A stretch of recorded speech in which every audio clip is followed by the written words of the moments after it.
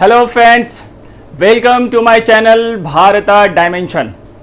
मैं advocate GG Singh और आज मैं बहुत ही इंपॉर्टेंट सेशन कवर करने जा रहा हूं और वो है सेशन प्रीएम्बल का। मैंने लास्ट सेशन में बताया था कि आज का सेशन मिस ना मत करिएगा, क्योंकि आज का सेशन बहुत ही इंपॉर्टेंट सेशन होने जा रहा है, क्योंकि जो पूरी कॉन्स्टिट्यूशन का जो बेस है ना वो प्रीएम्बल में है। और ये बोला भी गया है कि preamble is a summary of the constitution. तो ये आज का सेशन बहुत ही इंपॉर्टेंट सेशन है और ये सेशन हो सकता है कि लंबा जाए, इसलिए मैं लेट नहीं करूंगा और ये प्रीएम्बल मैं शुरू करने जा रहा हूं। First the preamble. जो ये प्रीएम्बल स्टार्ट होता है वो शुरू होता है, we the people of India having solemnly resolved to constitute India into, now we are going to make a political system for India. We the people of India having solemnly resolved to constitute India into the first, what is the first term? The first term is sovereign.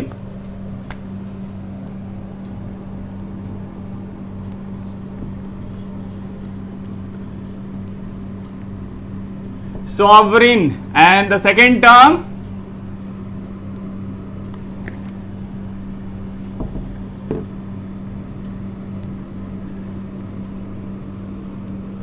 socialist.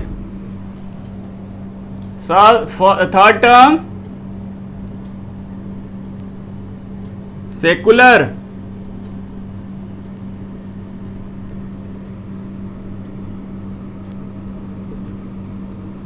Democratic.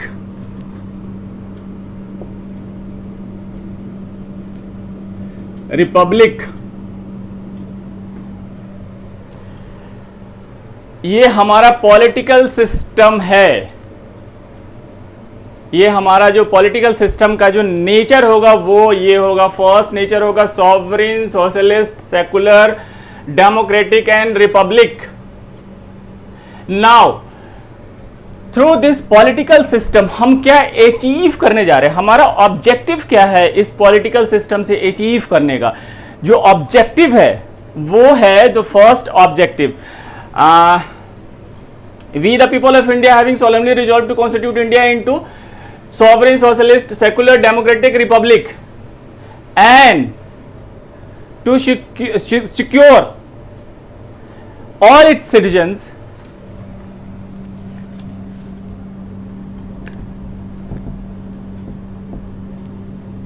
Justice. Justice में social justice, economical justice and political justice. Justice, liberty,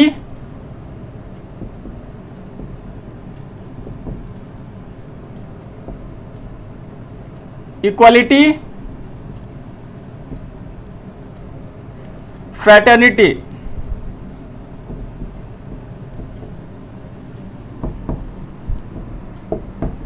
and 26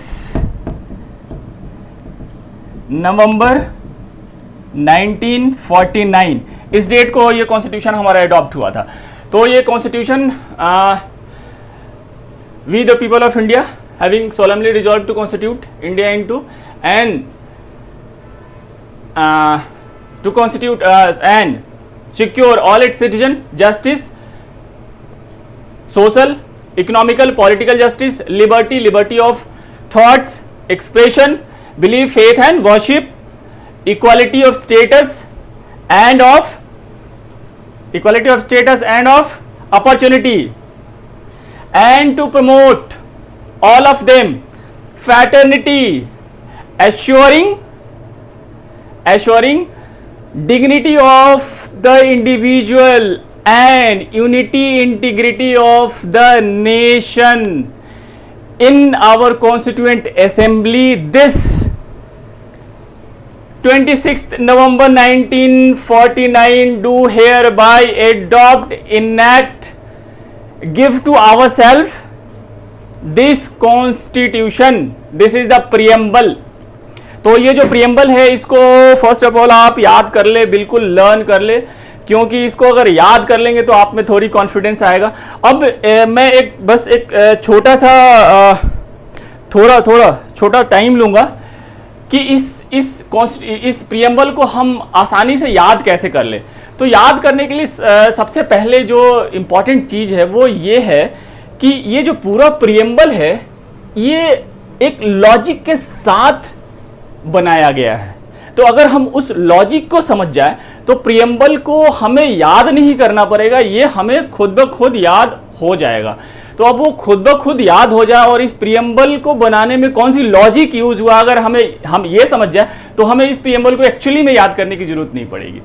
तो first जो इसका logic हम अगर समझेंगे तो ये जो 5 टर्म्स है जो हमारा एक पॉलिटिकल सिस्टम स्टैब्लिश होता है, तो ये जो 5 टर्म है इसमें जो 2 टर्म है सोशलिस्ट एंड सेकुलर, ये 42nd अमेंडमेंट में ऐड किया गया है।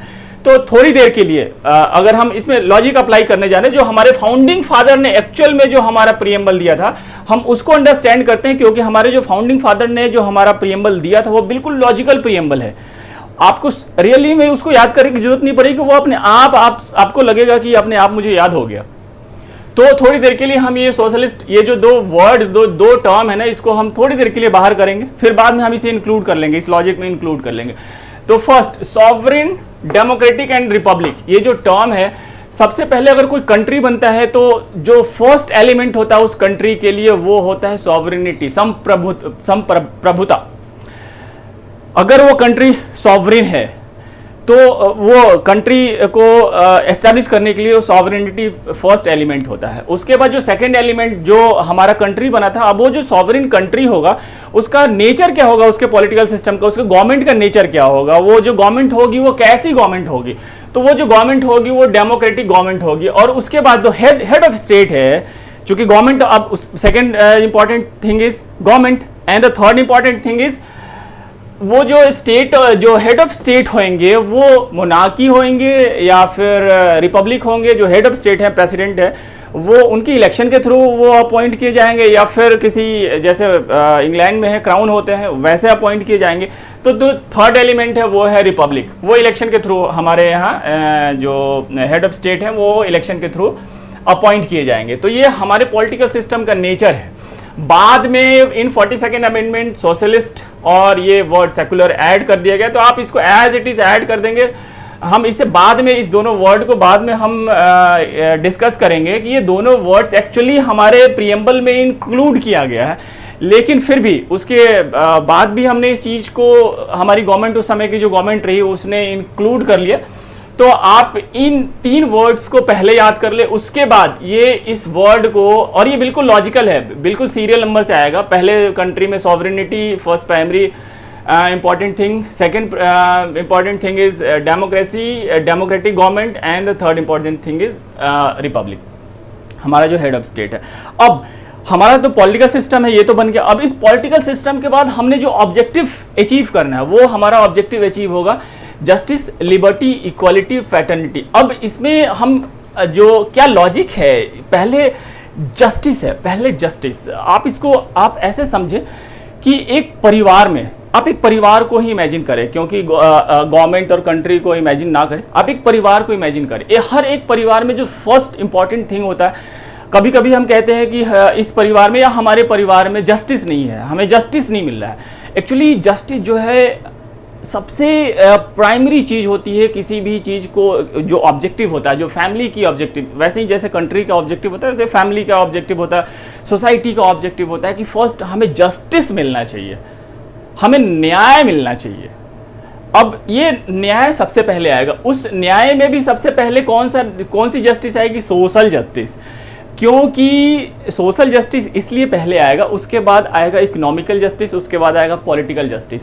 पहले कोई सोसाइटी एग्जिस्टेंस में आती है, उसके बाद जब सोसाइटी एग्जिस्टेंस में आने के बाद क्या होता है, उस सोसाइटी में इकोनॉमिकल एक्टिविटीज शुरू हो जाती है। जब इकोनॉमिकल एक्टिविटीज शुरू हो जाती है, उसके बाद उस इकोनॉमिकल एक्टिविटीज को कंट्रोल करने के लिए हमें क्या चाहिए होता है? एक पॉलिटिकल सिस्टम चाहिए होता है। तो पहले सोसाइटी, फिर इकोनॉमिकल एक्टिविटीज, फिर पॉलिटिकल स्ट्रक्चर या पॉलिटिकल सिस्टम। तो हमें जो जस्टिस होगी वो सबसे पहले हमें जस्टिस कहाँ मिलनी चाहिए, हमें सोशल जस्टिस मिलनी चाहिए, सोसाइटी में रहने के लिए, एग्जिस्ट करने के लिए हमें जस्टिस मिलनी चाहिए। उसके बाद जो इकोनॉमिकल एक्टिविटीज़ हो रही है वहाँ पे हमें जस्टिस मिलना चाहिए। उसके बाद जो हमारी पॉलिटिकल सिस्टम इस्टेब्लिश होगी वहाँ हमें जस्टिस मिलना चाहिए। तो ये टर्म आप बड़ी आसानी से याद कर लेंगे। उसके बाद लिबर्टी। अब जस्टिस के बाद लिबर्टी आता है। लिबर्टी मतलब अगर घर में जस्टिस, चलो आपके घर में जस्टिस होता है, आपके फादर हैं, मदर हैं, या जो भी एल्डर मेंबर हैं वो जस्टिस देते हैं। अब उस जस्टिस के बाद हम ये देखते हैं कि हमें लिबर्टी है या नहीं। Suppose if you are a student, तो आपको अपने फ्रेंड्स के यहाँ जाने की लिबर्टी है या नहीं, आपको अपने फ्रेंड्स को अपने घर बुलाने की लिबर्टी है या नहीं, आपको कहीं घूमने जाने की लिबर्टी है या नहीं, कोई कुछ ऐसी चीज, मीन्स लिबर्टी की जो इंपॉर्टेंस है ना, वो जस्टिस के बाद लिबर्टी की इंपॉर्टेंस आती है। अब लिबर्टी की इंपॉर्टेंस, अब लिबर्टी के जो टर्म्स है, कौन कौन सी लिबर्टी, 5 तरह की लिबर्टी है। लिबर्टी ऑफ थॉट्स एक्सप्रेशन, अब इसको 2 भाग में डिवाइड कर दीजिए। The first liberty of thought and expression and liberty of belief, faith and worship. अगर इसको 2 पार्ट में आप डिवाइड कर देंगे तो आपको ये लिबर्टी के जो टर्म है ना, ये आपको याद करने आसान हो जाएंगे। First liberty and the liberty of thought expression. The liberty of thought and expression हमारे आर्टिकल 19 में है, 19(1)(a) में है। उसके बाद जो liberty of belief, faith and worship है वो हमारे आर्टिकल 25 में है। मैं जब इस टर्म को एक्सप्लेन करूंगा तो उस समय मैं इस चीज़ को डिस्कस करूंगा, लेकिन जस्ट टू रिमेंबर, आपको ये याद रखने के लिए आप इसको 2 पार्ट्स में डिवाइड करें।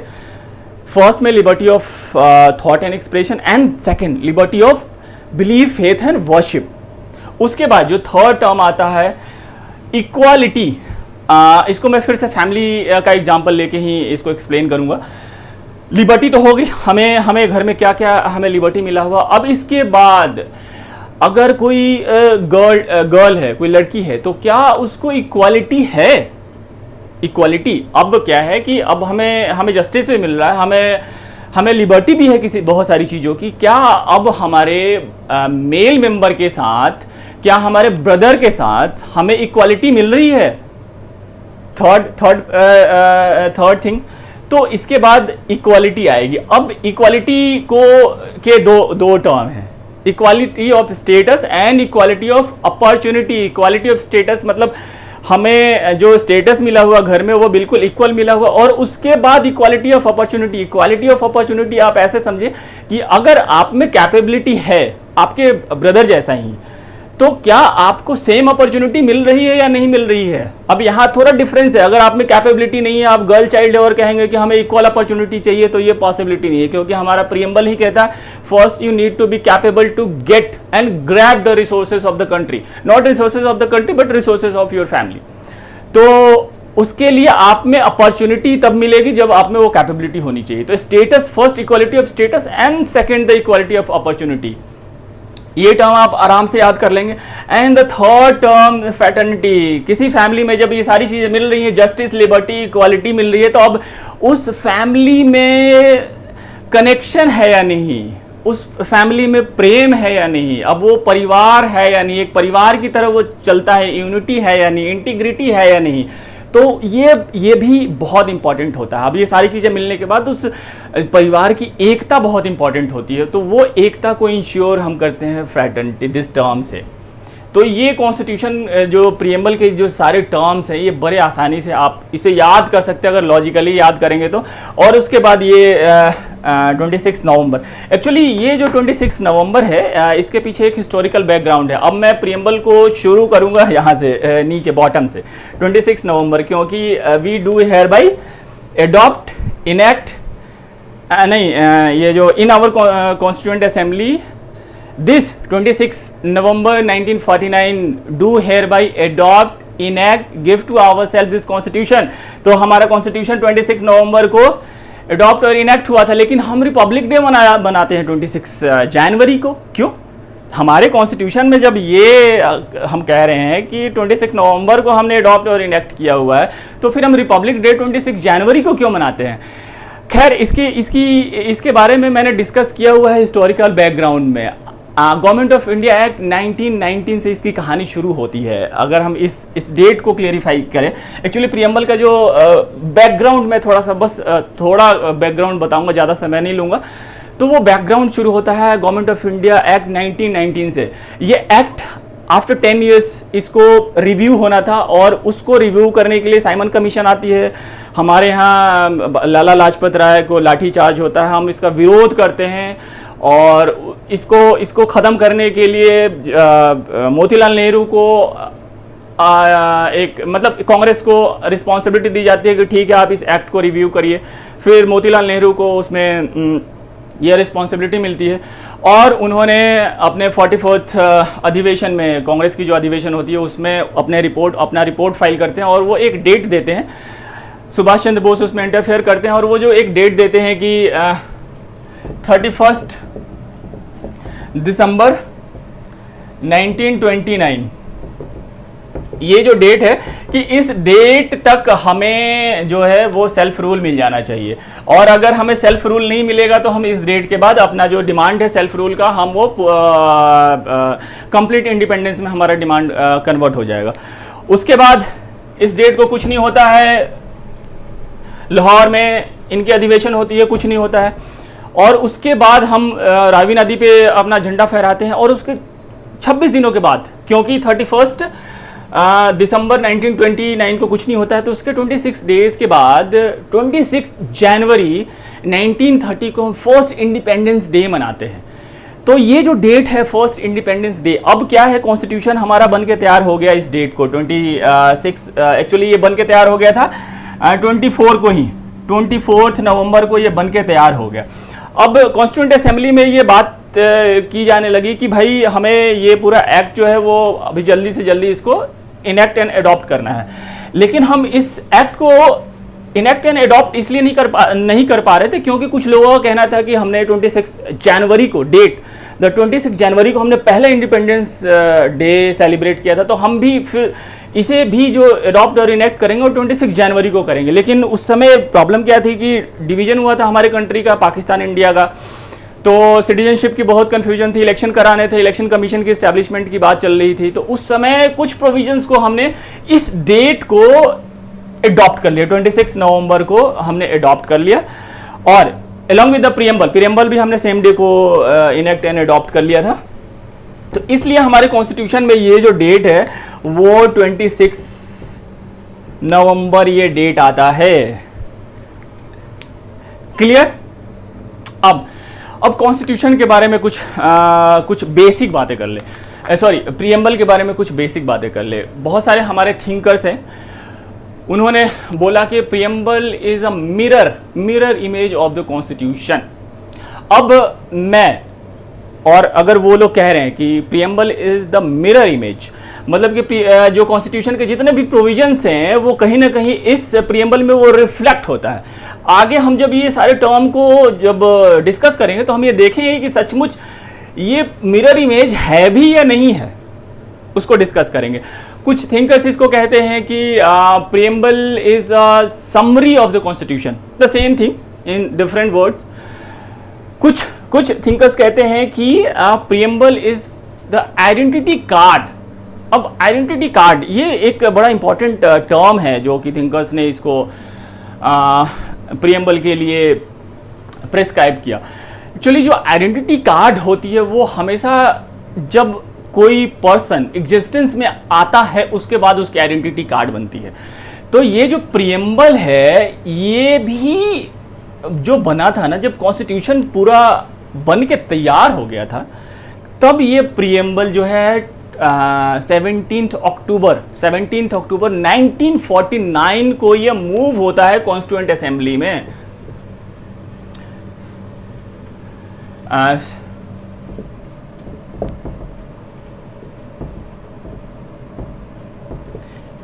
17 अक्टूबर 1949 को ये मूव होता है, और एडॉप्ट किस दिन होता है? 26 नवंबर 1949 को ये एडॉप्ट होता है। तो मतलब हमारा जब कॉन्स्टिट्यूशन ऑलमोस्ट बन के तैयार था तब जाके ये हमारा जो प्रियम्बल है ये मूव होता है हमारी कॉन्स्टिट्यूएंट असेंबली में। इसलिए इसको identity card of the constitution बोला जाता है क्योंकि कॉन्स्टिट्यूशन के एग्जिस्टेंस में आने के बाद इसको बनाया गया था और इसको मूव किया गया और इनेक्ट एंड अडॉप्ट किया गया। तो ये एक इसका रीजन है इसको आइडेंटिटी कार्ड कहने की। नाउ जब ये प्रीएम्बल कॉन्स्टिट्यूएंट असेंबली में डिस्कस किए जा रहे थे तो ये बड़ी क्लियरली बोल दिया गया था कि preamble is a part of the constitution. मतलब कि 1949 या आप 50 कह ले, तो उस समय ये बड़ा क्लियर था कि जो हमारा प्रीएम्बल है वो कॉन्स्टिट्यूशन का पार्ट है। लेकिन इन द ईयर 1960 एक केस होता है बेरुबारी केस, उसमें सुप्रीम कोर्ट कहती है कि प्रीएम्बल जो है वो कॉन्स्टिट्यूशन का पार्ट नहीं है। लेकिन उसके बाद 1973 में एक केस आता है केशवानंद भारती केस, बहुत इंपॉर्टेंट केस है, बाद में मैं इसको डील करूंगा। तो केशवानंद भारती केस में सुप्रीम कोर्ट ने अपने जो प्रीवियस जजमेंट है बेरुबारी केस उसको ओवर रूल्ड करती है और सुप्रीम कोर्ट कहती है कि preamble is a part of the constitution. और वो किस बेस पे कहती है, क्योंकि जो प्रीएम्बल है वो भी जो मूव हुआ था और उसको अडॉप्ट और इनेक्ट किया गया था इन द सेम प्रोसेस। जो हमारे प्रोविजंस है कॉन्स्टिट्यूशन को उसके सेम प्रोसेस हमने अडॉप्ट किया था इसको भी अडॉप्ट और इनेक्ट करने का। और दूसरी चीज, प्रीएम्बल को भी अमेंड करने के लिए हमें अंडर आर्टिकल 368 अमेंड करना पड़ता है, जैसे कि हम प्रोविजंस को अमेंड करते हैं। तो on these basis grounds supreme court ने बोला कि ये प्रीएम्बल जो है हमारे कॉन्स्टिट्यूशन का पार्ट है। बाद में इसको दूसरे जजमेंट्स में भी सुप्रीम कोर्ट ने। तो हमारा जो कॉन्स्टिट्यूशन है, अगर आप इसको, मैं इस पार्ट को मिटा नहीं रहा हूं क्योंकि सारे टर्म को मैं वन बाय वन एक्सप्लेन करूंगा। तो हमारा जो आप इसको ऐसे कह लें 1950 to 1960 and 1960 to 1973 and 1973 till now.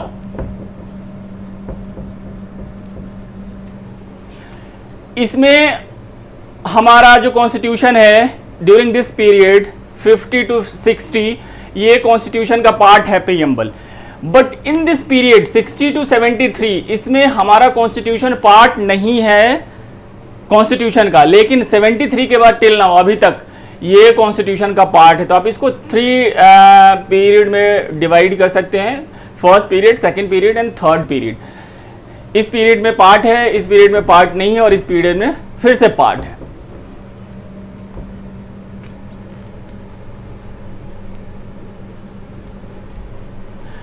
Now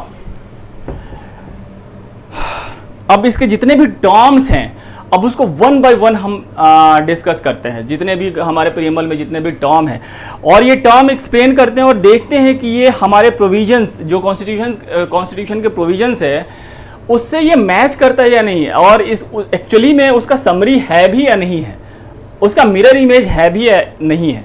तो फर्स्ट इसका जो हमारा पॉलिटिकल नेचर, जो हमारा पॉलिटिकल सिस्टम है वो कौन सा कैसा पॉलिटिकल सिस्टम हमारे यहाँ इस्टेब्लिश की जाती है थ्रू दिस प्रीएम्बल। तो हमारे यहाँ जो पॉलिटिकल सिस्टम इस्टेब्लिश की जाती है वो उसका जो नेचर है वो फर्स्ट सॉवरेन है, सोशलिस्ट है, सेकुलर है, डेमोक्रेटिक है और रिपब्लिक है। तो फर्स्ट टर्म जो है वो sovereign. Sovereign, India is neither a dominion nor dependent upon the other states.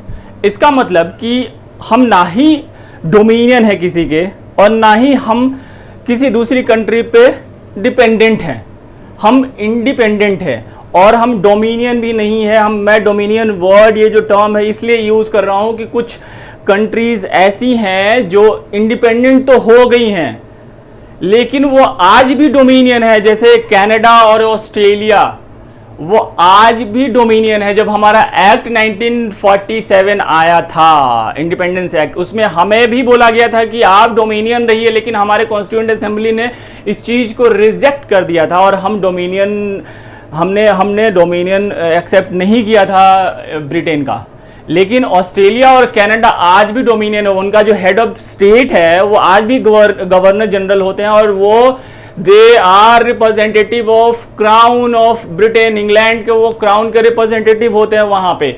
तो इसलिए वो भले ही उनका जो गवर्नमेंट है वो वहाँ पे डेमोक्रेसी है और वो डेमोक्रेटिक कंट्री है, लेकिन उनका जो हेड ऑफ स्टेट है they are representative of crown. तो इसलिए वो डोमिनियन बोले जाते हैं इंग्लैंड का। हम लोग डोमिनियन नहीं है, हम इंडिपेंडेंट है। हमारे पास अपना इंटरनल और एक्सटर्नल डिसीजन लेने की अथॉरिटी है independently. This is the meaning of sovereignty. अब ये जो सॉवरेनिटी टर्म है, इसको हमारे बॉडी को जो कॉन्स्टिट्यूशन है उसके प्रोविजंस है उसमें कहाँ इस चीज़ को डिफाइन की गई है, या कहाँ हमें लगता है कि जो इसेंस ऑफ सॉवरेनिटी है वो हमारे प्रोविजंस में आते हैं। तो इसका जो पहला इसेंस है वो है हमारा first part, union and it's territory. Union and it's territory में आर्टिकल 2(3) में इंडियन गवर्नमेंट को ये पावर है कि वो टेरिटरी, अदर टेरिटरी को एक्वायर कर सकती है। ये एक सॉवरिन नेचर और एक सॉवरिन पावर होती है। जब कोई कंट्री किसी दूसरी टेरिटरी को एक्वायर करती है और हम अपने कंट्री में, अपने देश में मिलाती है। फॉर एग्जांपल, हमने बहुत सारी टेरिटरी है जो कि हमने एक्वायर किया है, जैसे दमन द्वीप, गोवा, ये सब जो टेरिटरी है इसको हमने एक्वायर किया। अब ये मत कहें, ये हम नहीं कह सकते हैं कि जो 1950 से पहले जितने भी रजवाड़े थे वो भी हमने इंक्लूड किया अपने कंट्री में, लेकिन वो एक्विजिशन नहीं था, क्योंकि वो जो एक्विजिशन था वो 1950 से पहले की गई थी। मतलब कि कॉन्स्टिट्यूशन के इनैक्टमेंट से पहले की गई थी। और ये जो दादर, नगर हवेली, गोवा, ये इन लोगों का जो एक्विजिशन हुआ है वो बाद में हुआ है, तो इसलिए हम इसे एक्विजिशन कहते हैं। और ये आर्टिकल्स जो हमारे इंडियन टेरिटरी है वो हमने टेरिटरी को एक्वायर किया था। कुछ पोर्तुगीज से किया था, कुछ फ्रेंच से किया था। तो ये सॉवरेन नेचर हमारा शो करता है। The second part, the citizenship, second part citizenship ही है। हमारे कॉन्स्टिट्यूशन का जो second part article 5 to article 11 है, जो सिटीजनशिप को एक्सप्लेन करता है। कोई एक सॉवरेन कंट्री ही अपने नागरिकों को सिटीजनशिप देती है, तो ये भी एक सॉवरेन फंक्शन और सॉवरेन नेचर है। और आर्टिकल 9 जो है वो सिटीजनशिप ले भी लेती है। अगर कोई इंडियन जिसके पास इंडियन सिटीजनशिप है, अगर वो किसी दूसरे कंट्री का सिटीजनशिप लेता है तो अपने आप इंडियन सिटीजनशिप उसकी चली जाती है आर्टिकल 9। तो सिटीजनशिप देना और लेना दोनों ही एक सॉवरेन फंक्शन है। और इसके बाद आर्टिकल 51 क्या कहता है? एग्रीमेंट। अगर किसी नेशन के साथ जो सॉवरेन है उसके साथ हम कुछ एग्रीमेंट करते हैं तो वो भी एक सॉवरेन फंक्शन और सॉवरेन नेचर है। और ये आर्टिकल 51 में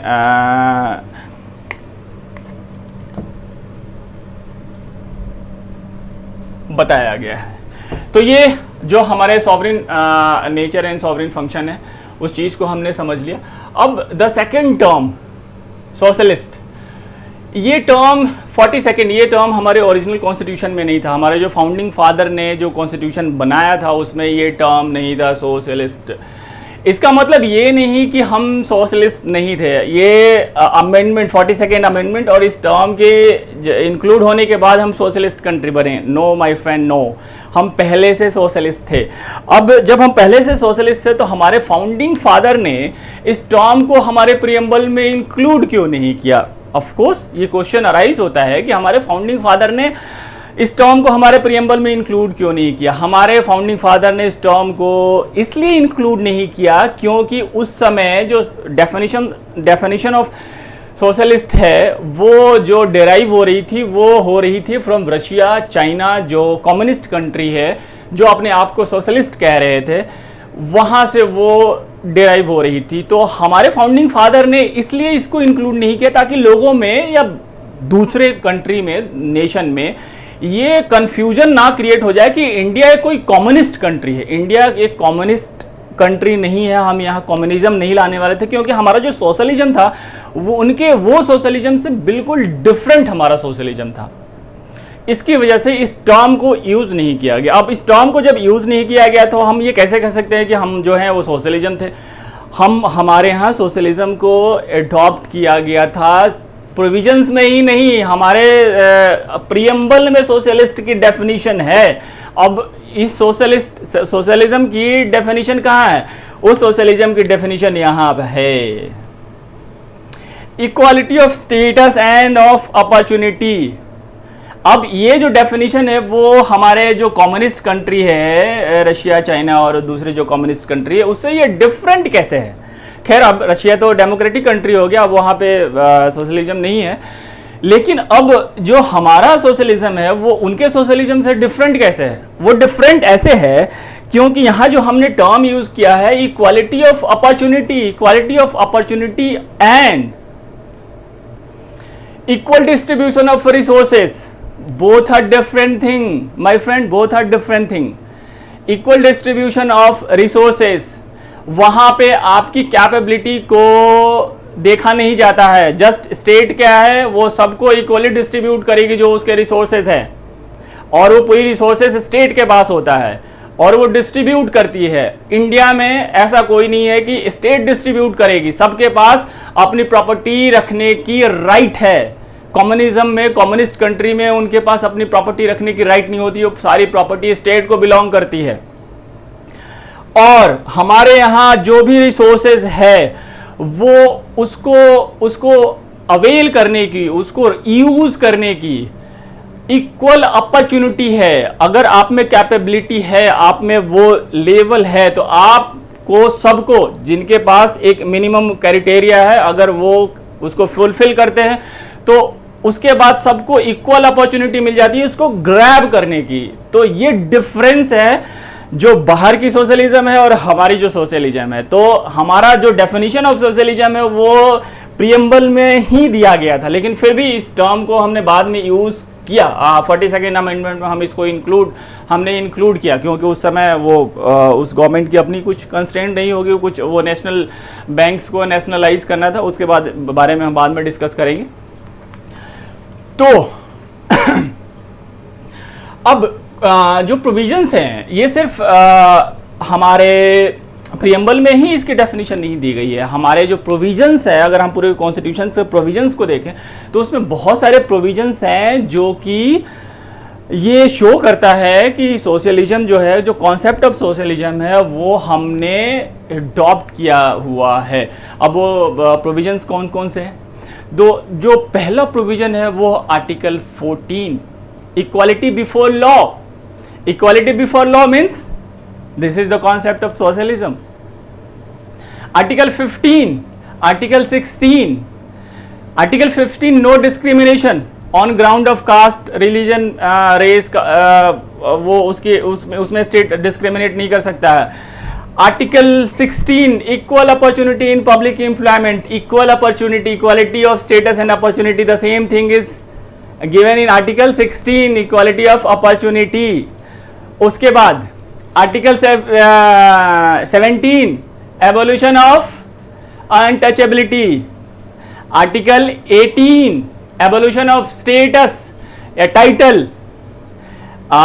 मैं इसके बारे में यहाँ पे एक्सप्लेन करूंगा इक्वालिटी में। फिर उसके बाद article 23, article 24 abolition of human trafficking, abolition of child labour.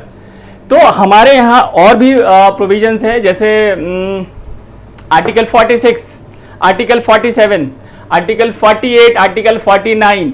ये ऐसे डीपीएसपी के सारे प्रोविजंस को हम एज ए सोशलिस्ट इंक्लूड कर सकते हैं। लेकिन ये जो प्रोविजंस है ये एक्चुअल जो सोशलिज्म के डेफिनेशन है वो हमें ये डेफिनेशन देते हैं। आर्टिकल 46 इसमें जो शेड्यूल कास्ट है उसके प्रमोशन, उसके एजुकेशनल प्रमोशन के लिए जो स्टेट है वो सारे जो स्कीम और वो जो प्रोविजंस है वो बना के देगी। और उसके बाद आर्टिकल 46 आर्टिकल 47 में जो है न्यूट्रिशन जो स्टेट है वो मेंटेन करेगी लेवल और हेल्थ को प्रमोट करेगी, पब्लिक हेल्थ को प्रमोट करेगी, न्यूट्रिशन को इंश्योर करेगी ताकि जो एक कॉमन पीपल है उनके पास जो फूड है वो न्यूट्रिशन वाली फूड उनके पास अवेलेबल हो सके। फिर आर्टिकल 48 जो हमारा एनवायरनमेंट है, एटमॉस्फेयर है, इसको मेंटेन करना, जो हमारे पेट्स हैं, पालतू जानवर हैं जैसे गाय हो गई जो दूध देती है उनको प्रोटेक्ट करना, तो ये सब सारी चीज़ों को प्रोटेक्ट करना गवर्नमेंट की रिस्पॉन्सिबिलिटी। ये एक सोशलिस्ट प्रिंसिपल को अडॉप्ट करते हैं। उसके बाद पार्ट 10 जो हमारे शेड्यूल्ड ट्राइब्स है उसकी एडमिनिस्ट्रेशन कैसे प्रॉपर तरीके से हो उसकी एक पार्ट ही हमारे कॉन्स्टिट्यूशन में ऐड किया गया, पार्ट 10। ये आर्टिकल 244, 244A 2 आर्टिकल्स हैं इस पार्ट में। इसके अलावा हमारे शेड्यूल 5 और 6 भी है जो कि जो शेड्यूल्ड ट्राइब्स में एडमिनिस्ट्रेशन कैसे हो उसकी पूरी सिस्टम शेड्यूल्स में दिए गए हैं, दोनों ही 5 और 6 में। और उसके बाद पार्ट 16 में special provisions for the special classes.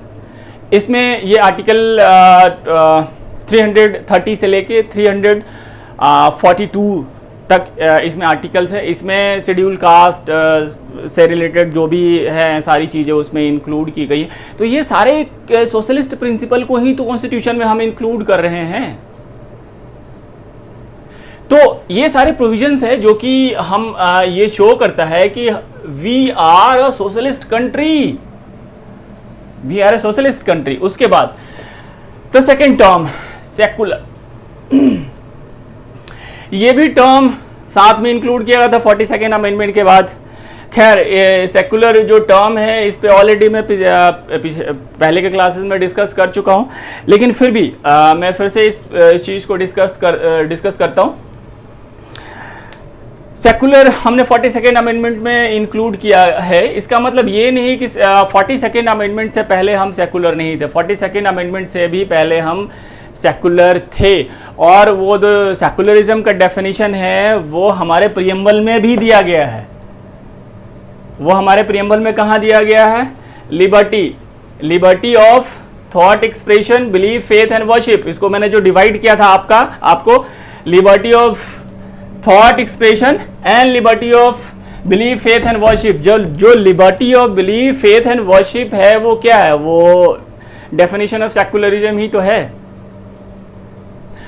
और जब सेकुलरिज्म ये टर्म मैंने ऑलरेडी आपको बताया था कैसे याद करना है, और इस चीज़ को ये जो टर्म है इसको मैं और थोड़ा सा एलोबरेट करता हूँ ताकि आपको याद करने में आसानी हो।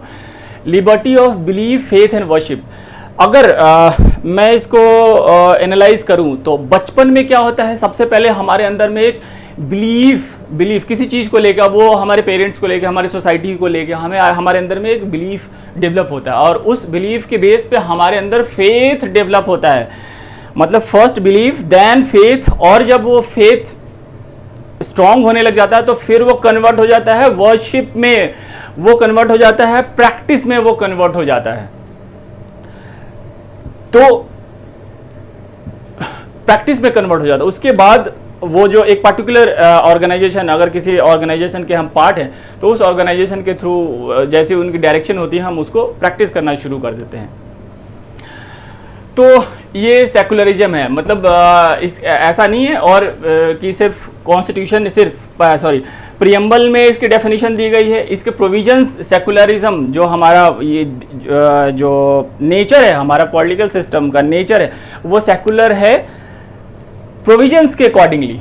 हमारे प्रोविजंस में भी सेकुलरिज्म को इंक्लूड किया गया है। सबसे पहले आर्टिकल 14, 15 एंड 16, इसमें क्या बोला गया? Equality before law, government shall not discriminate on the ground of religion, article 15, जब डिस्क्रिमिनेट नहीं कर सकती on the ground of religion mean secularism. Article 16 equal opportunity in public employment, और जब पब्लिक एम्प्लॉयमेंट में इक्वल अपॉर्चुनिटी है तो state shall not discriminate on the ground of religion, again secularism. उसके बाद आर्टिकल 25, आर्टिकल 26, आर्टिकल 25 टू 30 सारे secularism के provisions हैं।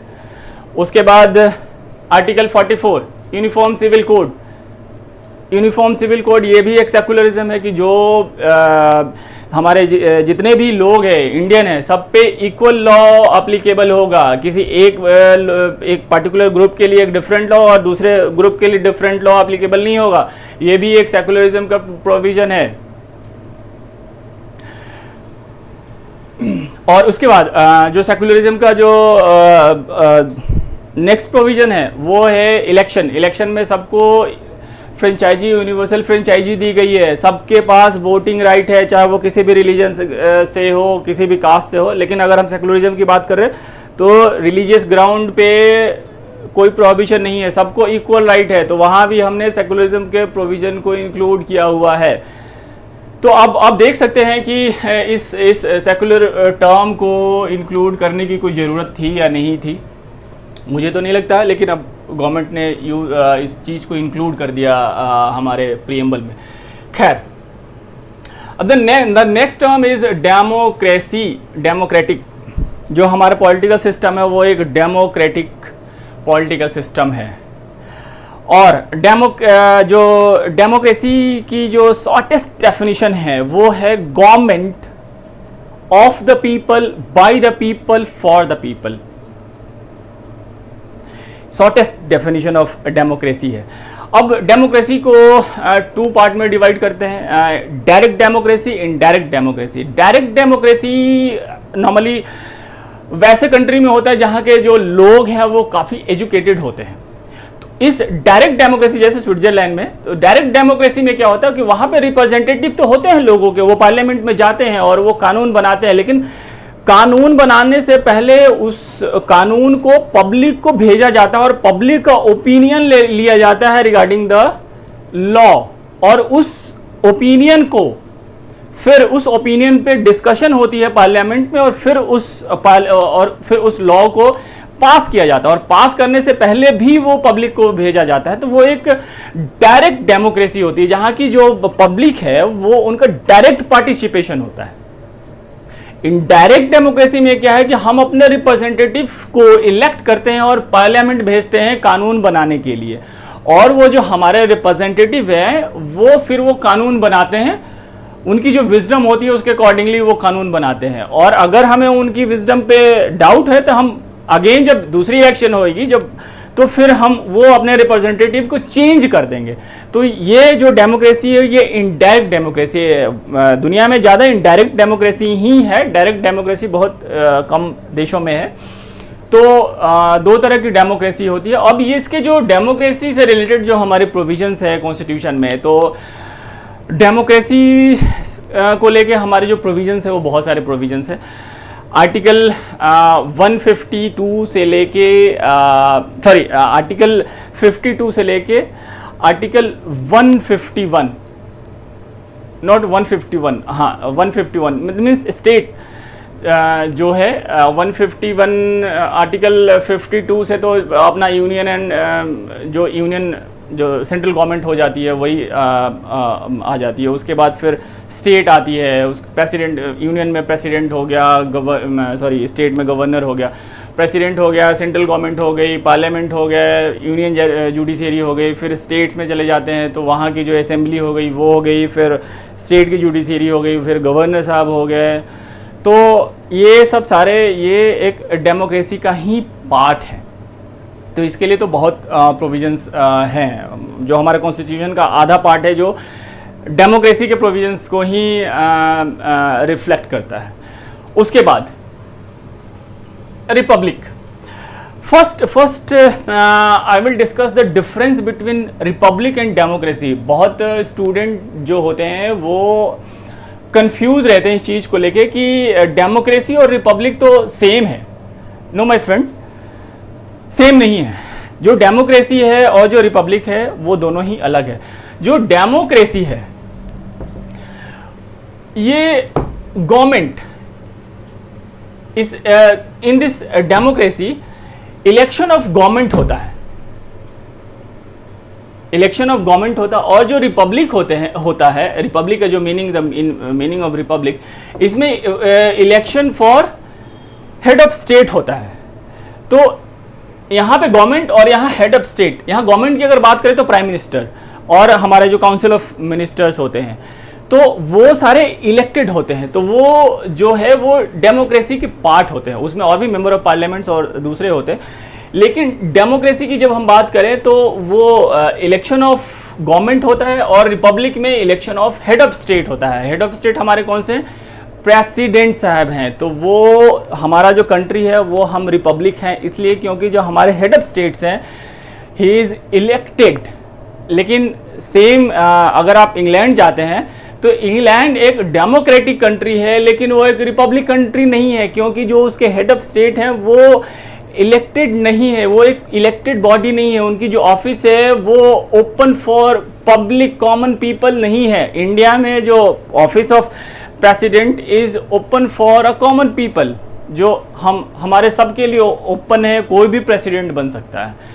तो ये जो पोस्ट है, जो हेड ऑफ स्टेट होते हैं, हेड ऑफ स्टेट और वो इलेक्टेड होते हैं, तो वो कंट्री रिपब्लिक होती है। अब हमने अपने पॉलिटिकल सिस्टम के जो नेचर हैं हमने उसको अंडरस्टैंड कर लिया, समझ लिया, डिस्कस कर लिया। अब ये जो पॉलिटिकल सिस्टम हमने एस्टैब्लिश कर लिया, अब इस पॉलिटिकल सिस्टम से हमने अचीव क्या करना है, हमारा ऑब्जेक्टिव क्या है इस पॉलिटिकल सिस्टम से, ऑब्जेक्टिव हमें क्या अचीव करना है। तो पहला ऑब्जेक्टिव है justice. Justice very important element of any political system. जब पॉलिटिकल सिस्टम एस्टैब्लिश हो जाती है तो सबसे पहले हमें चाहिए होता है जस्टिस। और हमारे देश में जस्टिस देने के लिए कौन सी बॉडी है? Supreme court and high court. Article 32 supreme court के पास पावर है कि अगर एग्जीक्यूटिव कुछ ऐसी चीज़ें करती हैं जो फंडामेंटल राइट्स या कुछ राइट्स हैं, अगर वो इन्फ्रिंज होता है तो आप डायरेक्टली सुप्रीम कोर्ट को अप्रोच कर सकते हैं। तो ये और हमारा जो पूरा जुडिशियल सिस्टम है वो एक जस्टिस का पार्ट है। और एक हमारे जो फाउंडिंग फादर है उनकी विजडम को आपको सैल्यूट करना पड़ेगा, क्योंकि जो जस्टिस है हमने सिर्फ एक कॉमन मैन को ही नहीं दिया है, हमने जो जस्टिस है हम एक कन्विक्टेड पर्सन और a person who is arrested, उसकी भी जस्टिस का हमने ख्याल रखा है। और उसकी जस्टिस को इंश्योर करने के लिए हमने कॉन्स्टिट्यूशन में प्रोविजंस को इंक्लूड किया है। Article 20 and 22। आर्टिकल 20 इसमें राइट्स दिए गए हैं कुछ कन्विक्टेड। अब यहाँ थोड़ा डिफरेंस हम समझ ले, convicted and arrested person. Convicted arrested वो होते हैं जब अगर कोई कंप्लेंट या FIR लॉन्च होती है तो पुलिस उसको अरेस्ट करती है, बाद में वो हो सकता है कि कन्विक्टेड हो जाए या एक्विटल, मतलब वो बरी हो जाए या फिर उसको सजा मिल जाए।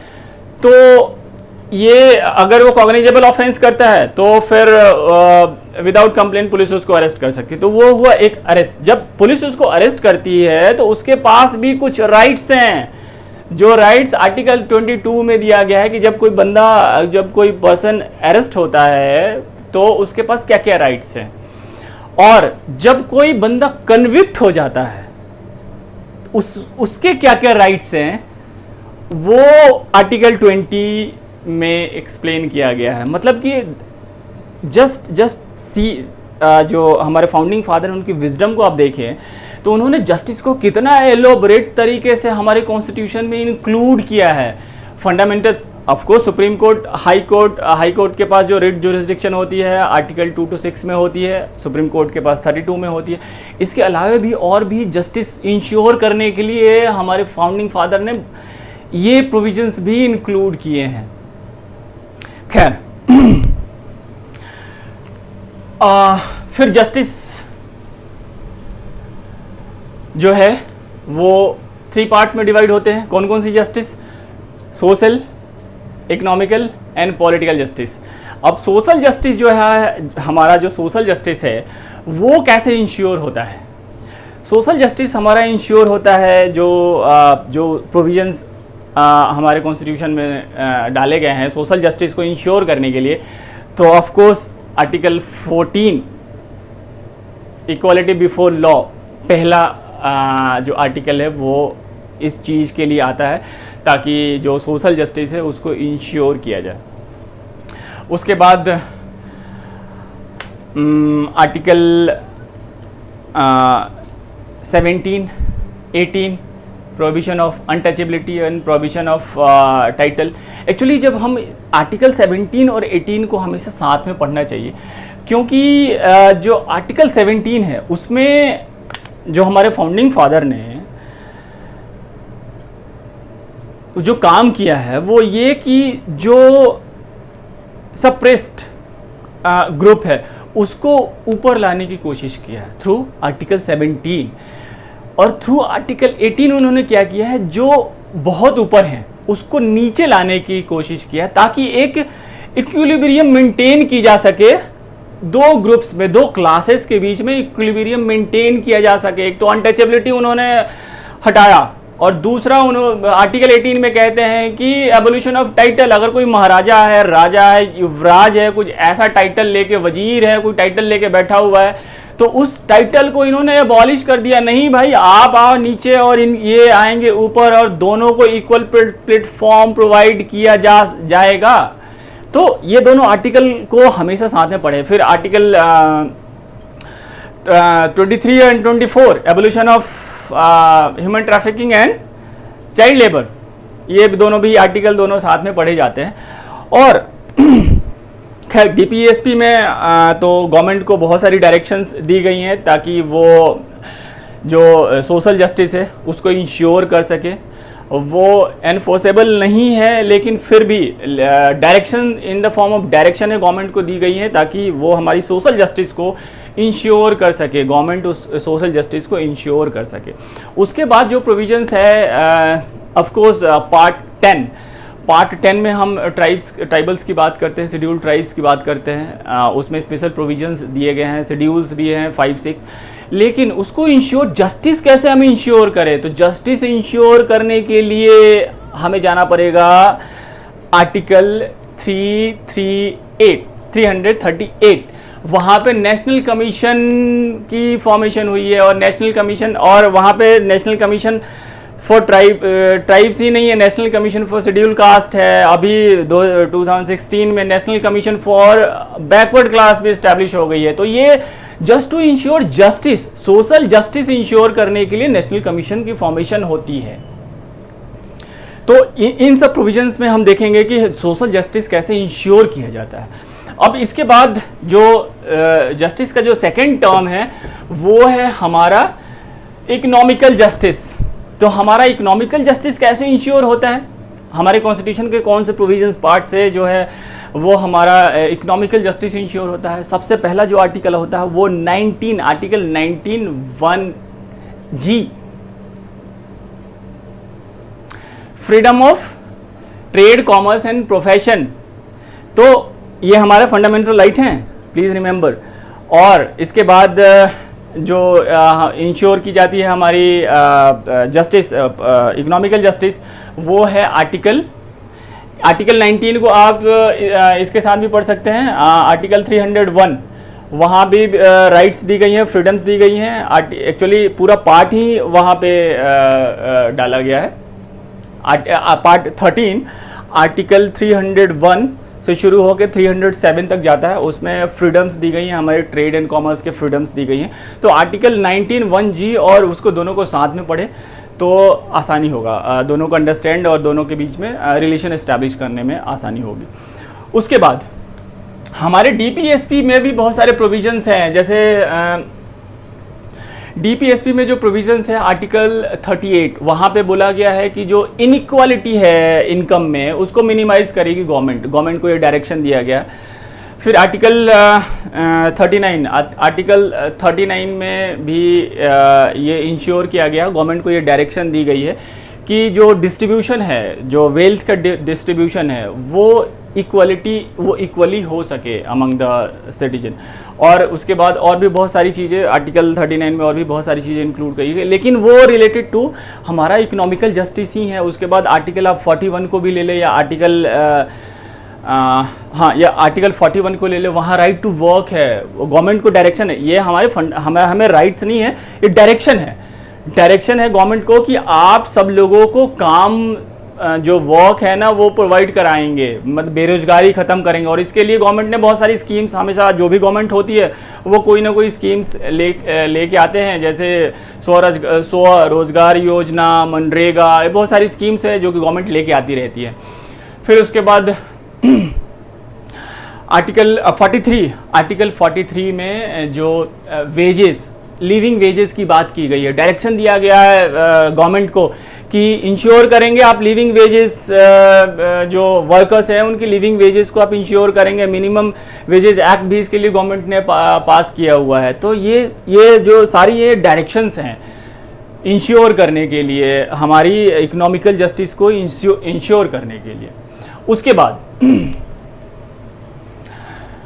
हाँ, एक आर्टिकल 300 भी है।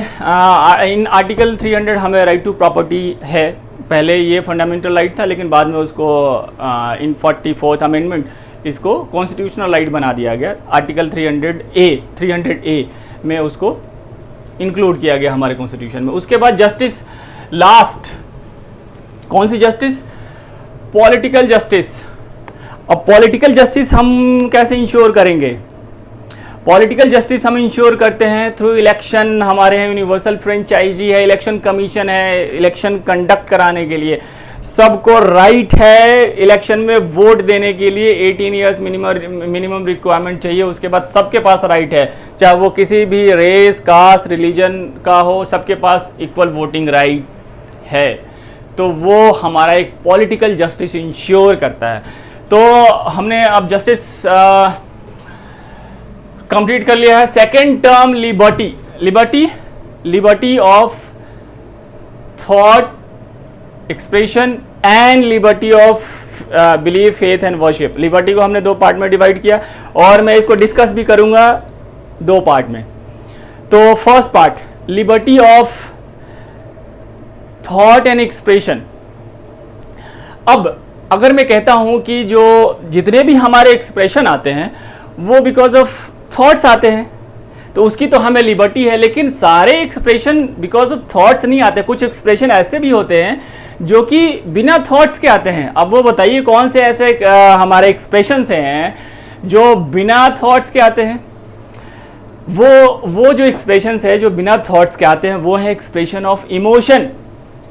जब एक्सप्रेशन ऑफ इमोशन होता है तो वो उसमें थॉट्स नहीं होते हैं। जैसे अगर किसी ने आपको गाली दिया तो आप उसके रिएक्शन में, जवाब में आप भी गाली देंगे, आप में गुस्सा आएगा, एंगरनेस आएगी। तो ये जो इमोशन आपके अंदर में जो डेवलप हो रहा है वो भी तो एक्सप्रेशन है, लेकिन उसकी लिबर्टी नहीं है आपको किसकी लिबर्टी है?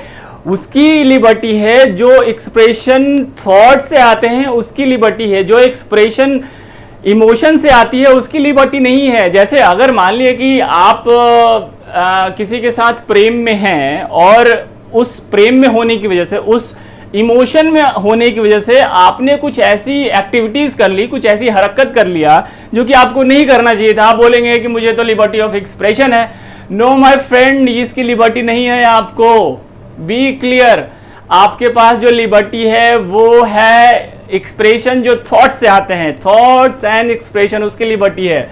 आपको उसकी लिबर्टी नहीं है जो एक्सप्रेशन इमोशन से आते हैं। Very clear, very clear.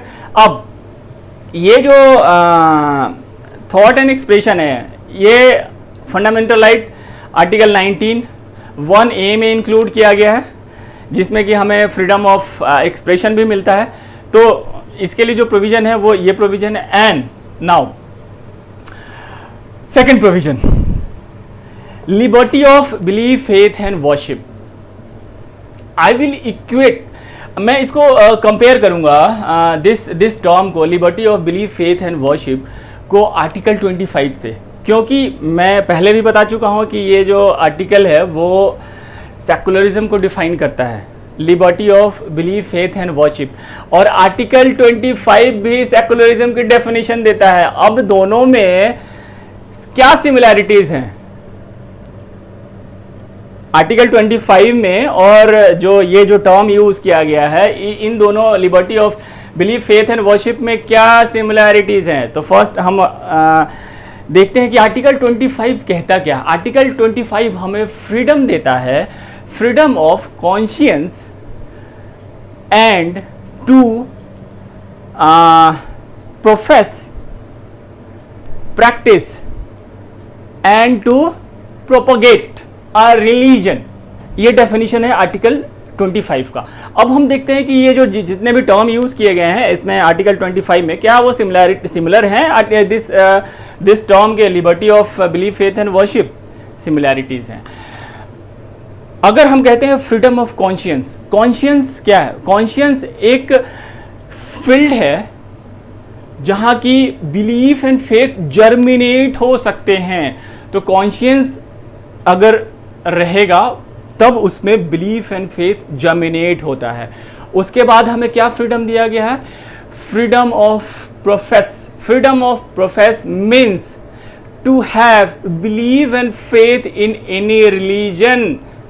If you define the freedom of profess, freedom of profess means to have believe and faith in any religion. The third term, freedom of practice या freedom to do practice, worship, liberty of worship, ये भी तो liberty of practice ही है। तो liberty of practice worship को वहां पे लिखा गया है freedom of practice। And the last term freedom to propagate, वो टर्म यहाँ पे नहीं है। वो टर्म 25 में, प्रोपोगेट मतलब आप अपने रिलीजन, आप जिस ऑर्गेनाइजेशन से बिलोंग करते हैं उसके बारे में आप लोगों को बता सकते हैं। सुप्रीम कोर्ट के बहुत सारे जजमेंट्स आ चुके हैं कि freedom to propagate does not include right to convert. तो राइट टू कन्वर्ट आप, वो एक राइट नहीं है किसी को अपने किसी रिलीजन में कन्वर्ट करना, उसकी फंडामेंटल राइट नहीं है। सुप्रीम कोर्ट ने बहुत सारे जजमेंट्स में ये चीज़ें क्लियर कर चुकी है। तो आप देखेंगे कि जो आर्टिकल 25 है और ये जो liberty of belief, faith and worship है, कितनी सिमिलैरिटीज हैं। दोनों एक्चुअल सिमिलर चीज है। इसी चीज को आर्टिकल 25 में जो हमारे फाउंडिंग फादर ने इसको इंक्लूड कर लिया है। तो अब जो लिबर्टी ऑफ एक्चुअली सेकुलरिज्म की बात, हमने सेकुलरिज्म में बहुत सारी चीज़ों को इंक्लूड कर लिया था कि कहाँ कहाँ हमने सेकुलरिज्म है। एक्चुअली सेकुलरिज्म की जब हम बात कर रहे हैं तो आर्टिकल 25 यहाँ हमने कनेक्शन किया।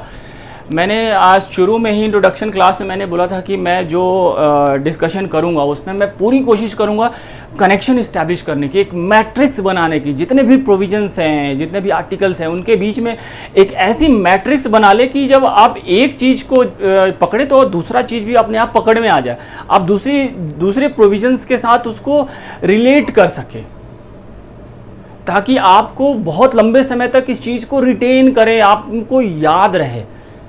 और जब आप आंसर राइटिंग जब करें, जब आप लिखें या इंटरव्यू में इससे रिलेटेड अगर कुछ आंसर दें, तो आप बहुत सारी चीज प्रोविजंस को एक साथ उसमें रिलेशन बनाते हुए कुछ लिख सके और बोल सके और एक अंडरस्टैंडिंग डेवलप कर सके।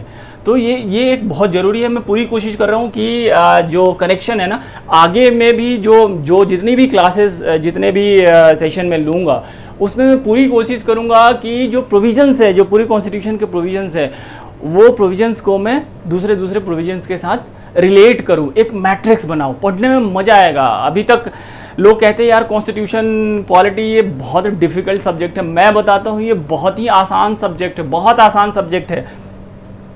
अगर कोई कहता है ना कि ये कॉन्स्टिट्यूशन लॉयर्स ने बनाया है, तो ये बहुत अच्छी बात है कि आप एक लॉयर से इसकी गाइडेंस ले रहे हैं, तो आप इसका एक बेनिफिट उठाइए। प्रोफेशनल, अगर हम जैसे प्रोफेशनल्स हैं, उसका बेनिफिट आप उठा सकते हैं। और मैं आपको जितनी भी इसके टर्म्स है, जो प्रोविजंस है, जो आर्टिकल्स है, इसको बहुत ही आसान भाषा में आपके सामने मैं एक्सप्लेन करूंगा, ताकि आप उसको बड़े आसानी से याद कर सके और रिटेन कर सके बहुत लंबे समय तक। और आप में एक अच्छी अंडरस्टैंडिंग डेवलप हो कॉन्स्टिट्यूशन को लेके, और डर जो है इस चीज़ को लेके वो ख़त्म हो जाए। आप जुड़े रहिए, मेरे सारे वीडियोस देखते रहिए। खैर, मैं अब जो नेक्स्ट टर्म है वो टर्म है equality of status and equality of opportunity. जब मैं ये टर्म एक्सप्लेन कर रहा था सोशलिस्ट, तो उस समय मैंने इक्वालिटी टर्म को भी टच किया था। तो इक्वालिटी जो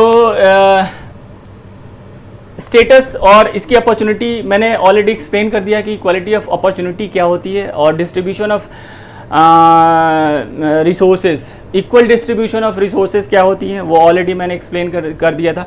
अब इसके कौन कौन से प्रोविजंस हैं जिसमें कि ये इस चीज़ को इंश्योर किया जाता है, इक्वालिटी को इंश्योर किया जाता है। तो इक्वालिटी को इंश्योर करने के लिए सबसे पहला जो आर्टिकल है वो है हमारा आर्टिकल 14, और the most important article 17 and 18 again I will discuss, because in article 17 and 18 ये इंश्योर किया जाता है, इक्वालिटी ऑफ स्टेटस को इंश्योर किया जाता है ताकि कोई बड़ा छोटा ना हो। तो इक्वालिटी ऑफ जो स्टेटस है ना उसको इंश्योर किया जाता है आर्टिकल 17 और 18 में, और जो इक्वालिटी ऑफ अपॉर्चुनिटी को इंश्योर किया जाता है वो आर्टिकल 16 में, equality of opportunity in relation to and और related to public employment.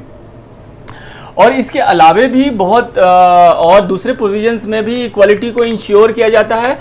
Equality को इंश्योर करने के लिए आर्टिकल 39 यहाँ पे क्या इंश्योर किया जाता है कि equal payment to man and women for equal work for the same work. तो इस चीज को इंश्योर आर्टिकल 39 में भी किया जाता है, इक्वालिटी ऑफ स्टेटस को।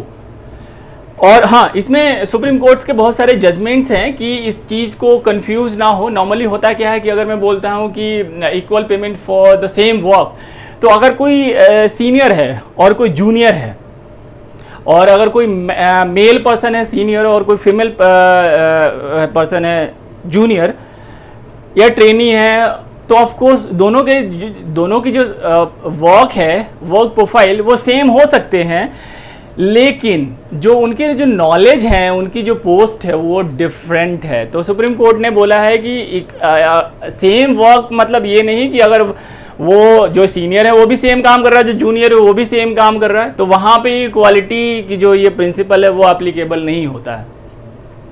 फिर तो ये सब सारे प्रोविजंस हैं जहाँ की इक्वालिटी मेंटेन की जाती है, ये सारे प्रोविजंस हैं। अब जो लास्ट टर्म है वो है फैटर्निटी ब्रदरहुडनेस। तो ये जो ब्रदरहुडनेस है ये कौन सी प्रोविजंस है हमारे कॉन्स्टिट्यूशन को जहाँ की फैटर्निटी को इंश्योर किया जाता है। तो जो पहला प्रोविजन, पहला उसको पार्ट आप कह लें, जो सिटीजनशिप है, सेकेंड पार्ट, उसमें जब हम सिटीजनशिप की बात कहते हैं तो जो एक फीलिंग आती है कि I am Indian, you are Indian, all are Indian, तो एक कनेक्शन इस्टेब्लिश होता है, एक जो ना लगाव उत्पन्न होता है। तो सिटीजन होना इंडिया का ये एक बहुत ही क्या कनेक्शन वाली बात है। तो ये इंश्योर करता है हमारे फैटर्निटी को, हमारी यूनिटी इंटीग्रिटी को ये प्रमोट करता है। उसके बाद जो प्रोविजंस आते हैं आर्टिकल 19 1 डी एंड ई, उसमें क्या है? तो उसमें है फ्रीडम ऑफ मूवमेंट। आप इंडिया में कहीं भी जा सकते हैं, कहीं भी घूम सकते हैं, रिस्ट्रिक्शन नहीं है। कुछ रिस्ट्रिक्शंस हैं, जैसे आप कोई ट्राइबल एरिया में नहीं जा सकते हैं, अदरवाइज आप कंट्री, देश के किसी भी हिस्से में आप जा सकते हैं, घूम सकते हैं। और ई में कहीं भी आप रिसाइड कर सकते हैं, घर बना सकते हैं, वहाँ पे परमानेंट रेसिडेंस आप अपना बना सकते हैं। तो ये कहीं ना कहीं इंश्योर करता है, हमारे फैटर्निटी को इंश्योर करता है, हमारी यूनिटी इंटीग्रिटी को इंश्योर करता है। ऐसा नहीं कि अगर आप दिल्ली के हैं तो आप महाराष्ट्र नहीं जा सकते हैं, जो महाराष्ट्र के हैं वो गुजरात नहीं जा सकते हैं, जो गुजरात हैं वो यूपी नहीं आ सकते, वो कोई भी कहीं जा सकता है। हाँ, कुछ पॉलिटिकल पार्टीज हैं जो कि अपना पॉलिटिकल माइलेज गेन करने के लिए वो रीजनलिज्म को प्रमोट करते हैं। जैसे महाराष्ट्र में बीच में एक बहुत सारे इंसिडेंट्स हुए थे जहाँ की नॉर्थ इंडियन को वहाँ पे मारा जा रहा था, उनको बोला जा रहा था कि आप अपने यहाँ चले जाओ। तो ये अगेंस्ट हमारा जो प्रीएम्बल, जो फ्रेटर्निटी है ना, ये इसके अगेंस्ट जाता है।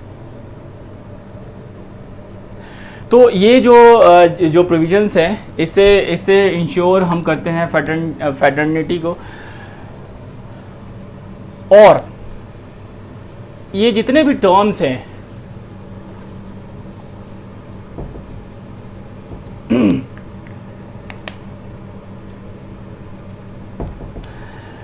मैंने सारे टर्म को एक्सप्लेन कर दिया। अब मैं आपसे एक बहुत सिंपल क्वेश्चन पूछ रहा हूँ। मैंने प्रीएम्बल के सारे टर्म्स को एक्सप्लेन करने में ऑलमोस्ट ऑल प्रोविजंस, जितने भी प्रोविजंस हैं, मैंने इसमें इंक्लूड करा और मैंने बताया कि क्या कनेक्शन है इन सारे टर्म का हमारे प्रोविजन से, हमारे आर्टिकल से, कॉन्स्टिट्यूशन के आर्टिकल से। कुछ ऐसे पार्ट्स हैं जो कि रह गए, जिसको कि मैंने इंक्लूड नहीं किया। क्या बता सकते हैं कोई ऐसा पार्ट है जो कि रह गया और वो पूरा पार्ट ही रह गया है? वो है the relation between union and state, the term federalism. My friend, वो टर्म तो हमने किसी भी टर्म को एक्सप्लेन करने में ये टर्म तो हमने इंक्लूड ही नहीं किया। हमने फेडरलिज्म को अपने प्रीएम्बल में तो टच ही नहीं किया है, जो टर्म और इसके लिए पूरा प्रोविजन आर्टिकल अगर आप देख लें, जो रिलेशनशिप है वो आर्टिकल 245 टू 300 तक जाता है। तो ये जो पूरे प्रोविजंस है ये तो हमने टच ही नहीं किया। अब मैं आपसे ये पूछूंगा कि आखिर इस चीज़ को इग्नोर क्यों किया गया हमारे प्रीएम्बल में, इस चीज़ को टच क्यों नहीं किया गया? खैर, बहुत सारी बुक्स में इस चीज़ का एक्सप्लेनेशन नहीं है, लेकिन जस्ट अगर मैं प्रीएम्बल पढ़ा रहा हूँ तो मैं पूरी कोशिश करूँगा कि सारी चीज़ों को इन डिटेल एक्सप्लेन करें। तो जो फेडरलिज्म है ये हमारे प्रीएम्बल में टच नहीं किया गया है। अब कारण क्या है कि इस टर्म को हमारे प्रीएम्बल में इंक्लूड नहीं करने के पीछे सेम कारण है जो कि सोशलिस्ट और सेकुलर को हमारे फाउंडिंग फादर ने इंक्लूड नहीं किया था, just to avoid confusion. Although इनके डेफिनेशंस, दोनों के डेफिनेशंस इंक्लूड हैं प्रीएम्बल में, लेकिन अगर फेडरलिज्म की मैं बात करूं तो ना उसका डेफिनेशन है, ना उसके बारे में कोई चर्चा है। हाँ, प्रोविजंस हैं हमारे कॉन्स्टिट्यूशन में, प्रोविजंस हैं जो कि ये इंश्योर करता है, जो प्रिंसिपल नेचर है हमारे पॉलिटिकल सिस्टम का, जो फेडरल नेचर है हमारे पॉलिटिकल सिस्टम का, वो है हमारे प्रोविजंस में, लेकिन हमारे प्रीएम्बल में नहीं है वो। बस इसका एक आप इसको ऐसे समझ सकते हैं कि हमारे जो फाउंडिंग फादर हैं वो कहीं ना कहीं चाहते थे कि जो हमारा कंट्री हो, जो हमारा यूनियन है, वो स्ट्रॉन्ग हो, और इसी की वजह से उन्होंने इस फेडरलिज्म को अब प्रीएम्बल में इंक्लूड नहीं किया, क्योंकि उनका जो इंटेंशन था वो क्लियर था कि जो हमारा यूनियन है वो स्ट्रॉन्ग है, वो स्टेट से ज़्यादा स्ट्रॉन्ग है। मतलब कि हमारा, अगर हम प्रोविजंस को सिर्फ देखें तो हमें लगेगा कि यार हम तो फेडरल कंट्री हैं, लेकिन एक्चुअली हम लोग फेडरल कंट्री नहीं हैं। अब फेडरल हैं, क्वैची फेडरल है, ना पूरी तरह यूनिटरी है ना पूरी तरह फेडरल है, इन बिटवीन है। तो इस चीज़ को इंश्योर करने के लिए हमारे फाउंडिंग फादर ने इस टर्म को और इससे रिलेटेड कुछ डेफिनेशन को प्रीएम्बल में इंक्लूड नहीं किया है। तो मैंने माय फ्रेंड्स मैंने सारे टर्म प्रीएम्बल को बहुत ही डिटेल में एक्सप्लेन किया है, और मैं पूरी उम्मीद करता हूं कि आपने इस सेशन को बहुत इंजॉय किया और आपको बहुत मज़ा आया और एक बड़ी अच्छी अंडरस्टैंडिंग डेवलप हुई प्रीएम्बल को लेके। और ये सेम अंडरस्टैंडिंग आपका आगे भी डेवलप होगा जब मैं प्रोविजंस को एक्सप्लेन करूँगा वन बाय वन और बहुत डिटेल में। और जो हमारे एम लक्ष्मीकांत सर हैं उन्होंने ऑलरेडी बहुत अच्छे तरीके से डिटेल में एक्सप्लेन किया हुआ है, तो उस चीज़ को मैं पूरी तरह कोशिश करूँगा कि आपके सामने मैं लेके आऊँ। तो अगर ये वीडियोस आपको अच्छे लग रहे हैं तो मेरे चैनल को सब्सक्राइब ज़रूर कर लें और अपने दोस्तों में शेयर ज़रूर करें। और इसके रेगुलर बेसिस पे नोटिफिकेशन पाने के लिए बेल आइकन जरूर क्लिक कर दे और फिर मिलते हैं हम नेक्स्ट सेशन में। Okay, thank you, bye bye.